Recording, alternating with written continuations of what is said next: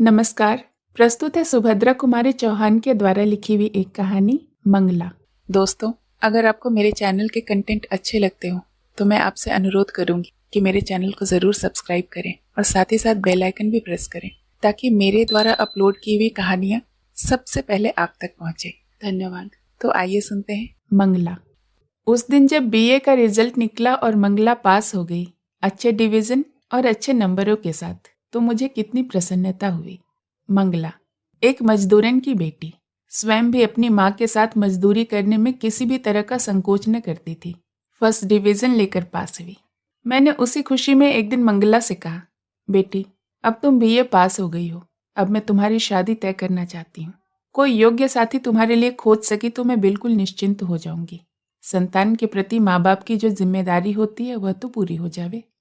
उस दिन मंगला ने इस बात को मजाक समझा, किंतु इस चर्चा को गंभीर होते देख वह मुझसे बोली, अम्मा तुम मेरे विवाह की चिंता मत करो, मैं विवाह नहीं करना चाहती। यह जरूरी तो नहीं कि सभी लड़कियां शादी करें। मैं तो तुम्हारे साथ ही रहकर तुम्हारी सेवा करना चाहती हूँ। अभी तक तुमने बहुत कष्ट उठाया है, अब मैं तुम्हारे लिए कुछ करूंगी, तुम्हें आराम से रखूंगी। जब मैं कुछ करने धरने के लायक हुई तब मैं विवाह करके कहीं चली नहीं जाना चाहती। एक माँ अपने बच्चे से इससे अधिक और क्या कुछ चाहती है। सच, मेरा मातृत्व सफल हो गया। मैं एक योग्य संतान की माँ हूँ, इससे मुझे बड़ा संतोष मिला।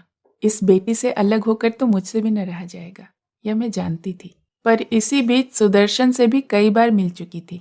सच तो यह है कि मैं सुदर्शन को प्यार करने लगी थी। सुदर्शन मेरी मंगला के लिए जितना अच्छा साथी बन सकेगा उतना अच्छा लड़का मैं शायद ही कहीं खोज सकूं। इसीलिए चाहती थी कि मंगला यह विवाह स्वीकार कर ले। मैंने मंगला से कहा, बेटी मेरा विश्वास है कि शादी तो तुम्हें करनी चाहिए। मैं सदा तो जीती न रहूंगी और तब तुम्हें एक साथी का अभाव खटकेगा। और सच तो यह है बेटी कि मैं तुम्हें जहाँ ब्याहने जा रही हूँ वहां पर तुम्हें कोई बंधन न रहेगा। तुम जब चाहोगी तब मेरे पास आ सकोगी। यहाँ रहना या ससुराल जाना तुम्हारी इच्छा पर रहेगा। बेटी ने लापरवाही से हंसकर जवाब दिया, यह सब तो माँ विवाह के पहले की बातें हैं। विवाह के बाद पुरुष पत्नी को अपनी संपत्ति समझने लगता है। पति चाहे जितना ही पढ़ा लिखा विद्वान क्यों न हो, पब्लिक प्लेटफॉर्म पर खड़ा होकर स्त्री को समान अधिकार और स्वतंत्रता देने के विषय में चाहे जितनी लंबी स्पीचें झाड़े, पर घर के अंदर पैर रखते ही पुरुष पुरुष हो जाता है। स्त्री यदि उसकी इच्छाओं को अपनी इच्छा न बना ले, उसके इशारे पर आंख कान बंद करके न चले तो खैर नहीं। पास पड़ोस के इन शिक्षित परिवारों में जो कुछ होता है वह तो जानती ही हो। यह सब सच जानबूझकर भी क्यों चाहती हो कि मैं विवाह कर लूं? फिर तुम मेरे स्वभाव को भी तो जानती हो। मैं किसी के इशारों पर आंख कान बंद करके नहीं चल सकती। मैं किसी की इच्छा को अपनी इच्छा नहीं बना सकती। और सच बात तो यह है कि मुझसे तुम्हें छोड़कर कहीं जाया न जाएगा। तुम जिसके साथ मुझे ब्याहोगी वह मुझे अपने साथ जरूर ले जाना चाहेगा, अभी चाहे कुछ भी कह ले। मैंने कहा, यह मैं समझती हूँ बेटी, पर सुदर्शन ऐसा नहीं करेगा। वह बहुत ही भला और नेक लड़का है। उसने मुझसे वादा किया है कि वह तुम्हारी इच्छा पर कभी अपनी इच्छाओं को नहीं ला देगा। मंगला कुछ गंभीर होकर बोली, जो तुम चाहो वह करो माँ। मैंने सदा ही तुम्हारी बात मानी है, उसी तरह तुम्हारी इस बात को भी मान लूंगी। परंतु मैं खुद तो शादी बिल्कुल नहीं करना चाहती। और मंगला चली गई मेरे लिए एक प्याला चाय तैयार करने को। मैं बड़ी देर तक मंगला की बातों पर विचार करती रही और मेरी आंखों के सामने अतीत के न जाने कितने दुखद चित्र खिंच गए। सोचा नहीं, मंगला के इच्छा के विरुद्ध उसका विवाह न करूंगी। कल मैं सुदर्शन से साफ साफ कह दूंगी, वह धनी है, शिक्षित है, सुंदर है, विनयी है। उसके लिए लड़कियों की कमी न रहेगी। बहुत सी लड़कियां मिलेंगी।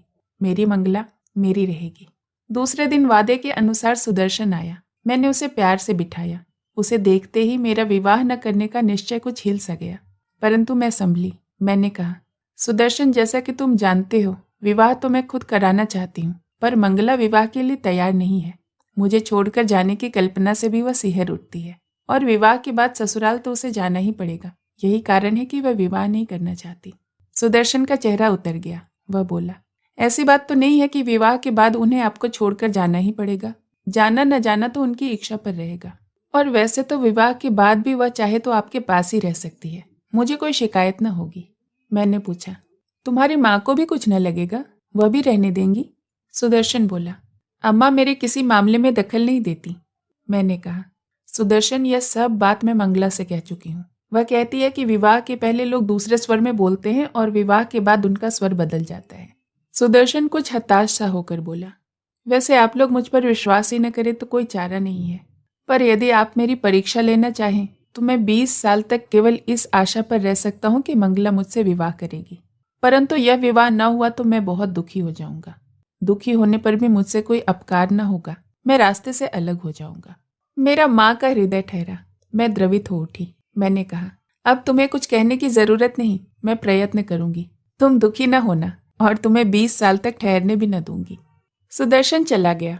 दूसरी सुबह मंगला से चाय पीते पीते मैंने कहा, मंगला बेटी, मैं चाहती हूँ कि तुम यह विवाह स्वीकार कर लो। मेरा यह थका तन और थका मन न जाने किस घड़ी बुझ जाए।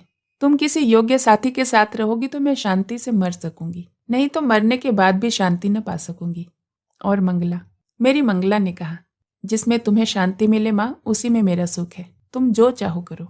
फिर इस प्रकार विवाह तय हुआ और हो गया। विवाह के समय मंगला ससुराल से 2-4 दिन में ही लौट आई, और वह 2-3 दिन काम की अधिकता और मेहमानों की भीड़ भाड़ में कैसे निकल गए कुछ जान ही न पड़ा। पर आज तो यह सूना सूना घर काट खाने को मुंह बाए खड़ा है। हर पेड़, हर पत्ती और फल, जिधर आंखें उठाती हूँ हर जगह मंगला ही मंगला। मंगला के अतिरिक्त और कुछ सूझता ही नहीं। सोचती हूँ यदि मैं भी कोई चिड़िया होती तो अपनी मंगला की खोज में किसी तरफ उड़ निकलती। कहानी सुनने के लिए बहुत बहुत धन्यवाद।